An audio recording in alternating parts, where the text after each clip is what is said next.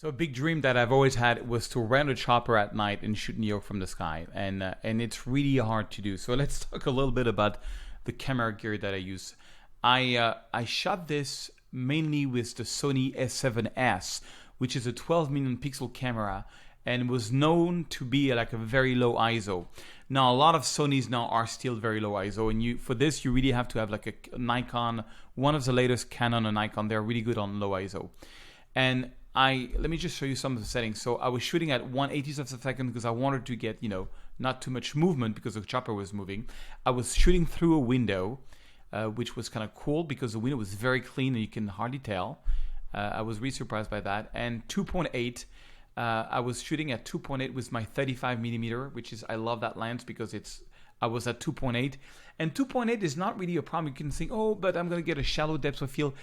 Not really, because what happens with 2.8 is that because it's so far away that you still get pretty sharp photos. And then I just played around with the ISO, and I had to go to 6,400 ISO on this one. This is not my best, but then, I'm just showing you a few shots. For example, this one came out blurry. It was the same thing. It's just because he couldn't focus. Oh, yes, and talking about focusing, I was trying to autofocus at that time. I tried autofocus. I tried manual focus. It was just a 20 minutes ride. But oh boy, I got some. And you see, and I would just take photos after photos. So the first one came out blurry, but the next one, the focus kind of worked and it went well. And now I would reduce this with the Sony A7R III. It's got an amazing focus. I think the biggest difference between the 3 and the 2 and the 1 is the focus is amazing. This one I kind of like. You can see here the Manhattan Bridge. This is the Brooklyn Bridge, and this is the One Tower, which replaces the Twin Tower. And so this is Madison Square Garden. This is the Empire State Building. And here we have Central Park, the New Yorker sign.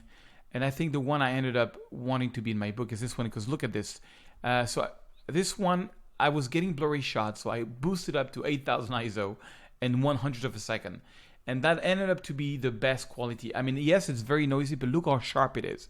And that really matters. I couldn't do a big print with this one, like for the Yellow Corner Gallery in big, like 2 meters long, because it was too noisy. But it was good enough for the book. So what I did then is, very simple. The good thing about night photography is you need to do a lot less dodge and burn. So I just go black and white.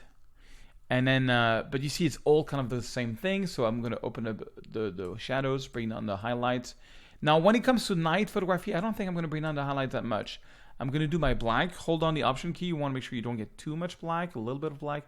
And this is where you can see all the noise. Look at that. This is impossible to do with a Canon camera, I guess. Or like maybe a very high-end one, because 8,000 ISO with Canon is very noisy. Okay, and I think I want to make the overall photo a little bit brighter. Okay, I think this one, it looks better in color than black and white, to be honest. But this is about my black and white New York book. But look at all this noise. And most of the noise is going to be in the sky. So I'm going to add some contrast to make it really pop. And maybe open up the shadows a bit more. And so I'm going to take care of the noise here. So I'm going to take a gradient. And I'm going to do two things here. I'm going to double click on Effect. I'm going to lower the gradient. And I'm going to make it darker a little bit. And I'm going to take out some noise. So you can actually do local noise reduction, which is kind of cool. And I'm going to do the same thing here for the back of the photo so that we are, focusing into the photo. And voila.